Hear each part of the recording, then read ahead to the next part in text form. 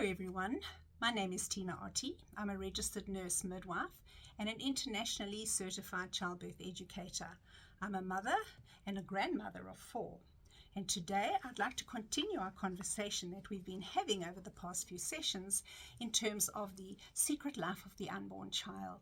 What's going on in that very busy womb right under your nose, where some days you're aware of it and other days you're not. But in those early days when you're feeling queasy and you're feeling sick and you're feeling that nothing could possibly be right with what's going on inside you, there is an explosion of life going on inside you, and really, really quickly. So as we know, the first 3 months of your pregnancy are the most vital in terms of how your baby develops.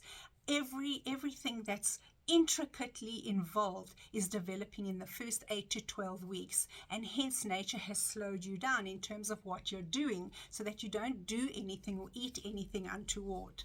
So before, we've been talking about hearing, and before the sense of hearing is fully developed, which is around about 24 weeks, your baby is feeling the vibrations of sound through his skeleton, through his skin, and of course through the vestibular system, which is still very, very rudimentary and very, very underdeveloped. About 10 weeks, those little hands are moving to the face, and he's touching his face that is still forming.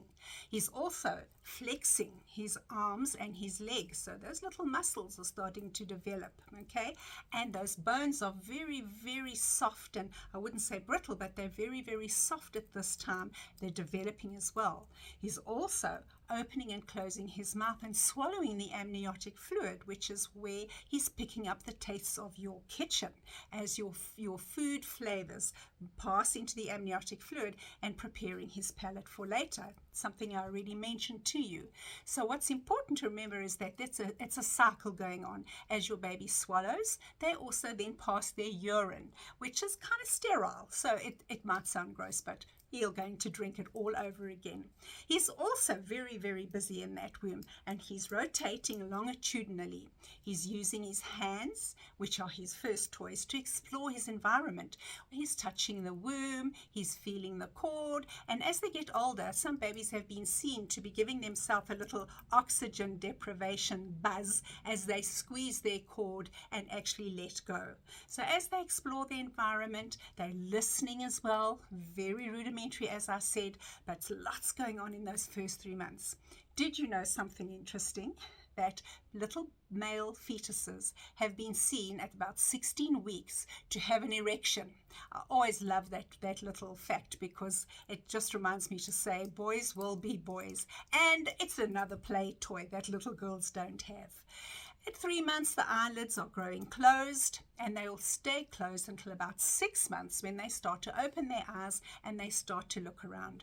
Remember that babies can't practice seeing in the womb, so they can only see at birth at that intimate distance of about 20 centimeters.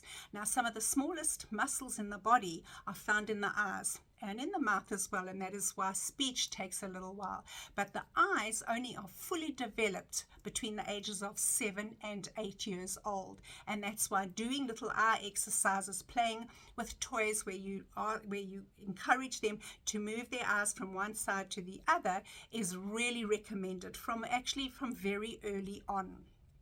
Bone growth is developing at an earnest rate, okay? And what happens in those first 3 months is your baby's fully developed. From then on, they get stronger, they get longer, they get heavier, and everything becomes refined. Another little fact about the face: did you know that your eyes start on the side of your head and they actually move to the front, and your nose in the beginning just like 2 little holes, and the mouth can be seen at the mouth, but we kind of look like a fish when we're actually just forming. I hope you've enjoyed today's session. A little bit more to end off in the next session, and I hope you find it as fascinating as I have in all the years of my teaching. Thank you.